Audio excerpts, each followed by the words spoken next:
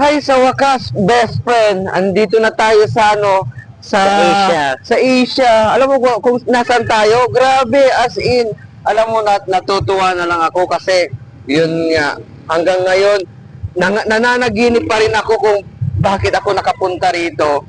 Andito tayo ngayon sa ba to? Japan. Japan. Pero bakit?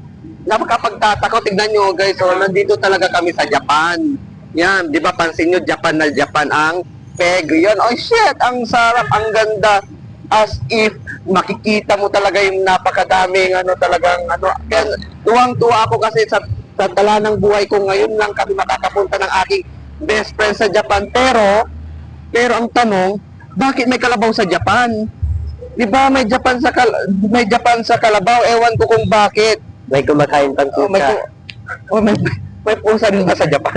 Oh, may pusa rin ba sa Japan? Tara, titignan natin dito kasi meron pa ako napansin, no? Mga natin dito. Yan, so natutuwa ako kasi nandito kami. Yan, may kubo rin pala sa Japan. Kaso ang problema, iniisip namin, bakit malapit kami sa isang lugar na kung saan malayo siya talaga? Yan o, tingnan nyo abot tanaw na namin saan ang Amerika? Amerika. Yun yung Amerika. Oh. Ayun. Grabe, kaya pwede namin puntahan. Kaso, may borders. Yan ang borders, so yun sa baba. Yan yung borders, so. Yan ang borders. Yung mga grills, so. Yan yung grills. Yan ang nasa baba. Yan ang borders, papunta doon. Kaya hindi ka rin pwede makapunta ng Amerika. Yan. So guys, abangan ninyo kung anong gagawin namin dito sa Japan!